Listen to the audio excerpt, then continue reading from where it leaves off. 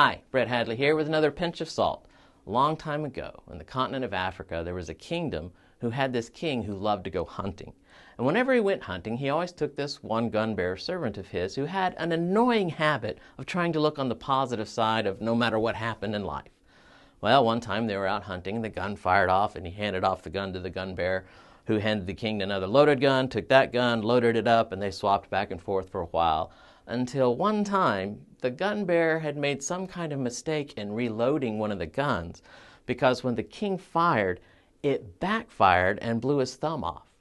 After taking care of the king, wrapping his hand and making sure he wasn't going to die, but he was going to lose his thumb, he turned to the servant and said, "What do you make of all this?" Well, the servant, in his annoying habit of looking on the bright side, said this could be a good thing. And the king, enraged at his reaction, threw him into the dungeon. Now, about a month later, the king was out hunting on his own. And he must have crossed some line because he ended up in territory that was actually owned by some local natives, who immediately captured him and took him home to their village. It became quite obvious that these were cannibals because they doused him with seasoning and stuck an apple in his mouth and prepared a big pot. Just as they were about to cook him, they noticed he was missing his thumb. Being very superstitious, they didn't eat anybody who wasn't 100% whole. So they washed the seasonings off of him, took the apple out of his mouth, and sent him on his way. Once home, the king remembered what the servant had originally said about losing his thumb, that it could turn out to be a good thing. Feeling terrible that he had thrown him into the prison and left him there, he brought him out of the prison and into the throne room and made apologies and told him the whole story, and said, "I feel so bad for throwing you into prison." But the servant, still with his annoying habit of looking on the bright side, said, "No, it was a good thing." The king, in disbelief, said, "How could that be a good thing?" And the servant said, "Had you not thrown me into prison, I would have been on that hunt with you, and I would have been eaten." That was just a story to illustrate our verse today, Romans 8:28. Now, I'm going to teach this to you in two parts because this is just meant to be a fun way to learn Bible promises in sign language. And the verse itself kind of has two different sections to it.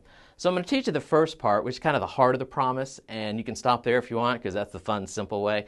But if you want the entire verse, I'll teach you the second part, and you can have that advanced learning, I guess. So here we go. First part of Romans 8:28. For we know that in all things God works. Now I'm using a sign that's like two cogwheels coming together perfectly. Works for good for all who love him. Okay, let's do that again. For we know that in all things God works for good for all who love him. Now the second part is a little more complicated, so I'm going to kind of sign and explain it at the same time, because the second part of that verse says, for those who have been called according to his purpose. And the signing goes like this. For, and we're going to go and say everyone for all of those, because we're all called. So for everyone who are called. Who are called, I'm using the sign for invite, because we're all invited to be part of God's work and God's plan. And so, for all who are invited or called, and then it goes according to his purpose. And it's kind of giving you, this is why. So they're being called, all of us are called. Why? Because that's God's purpose, to call us all.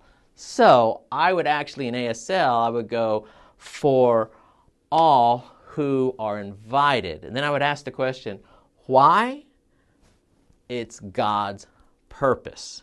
So simply put, it would be for all invited. Why? God's purpose.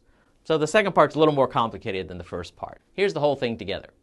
For we know in all things God works for good for all who love him, who are called invited. Why? It's God's purpose.